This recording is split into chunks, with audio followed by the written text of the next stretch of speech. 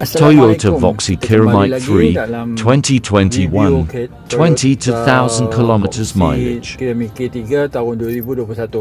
Okey, kali ini kita nak cerita pasal interior dalam kereta ni. Okey, kat sini ada compartment, kat sini pun bawah ni ada compartment. Lepas tu dia ada dua zone air condition, AC. Lepas tu dia ada nano pembersih udara. Lepas tu dia ada kat sini dia ada apa, monitor. Okey, untuk orang belakang. Lepas tu kat sini dia ada USB port dan HDMI. Okey, lepas tu radio ni dia boleh connect dengan dashcam dengan monitor.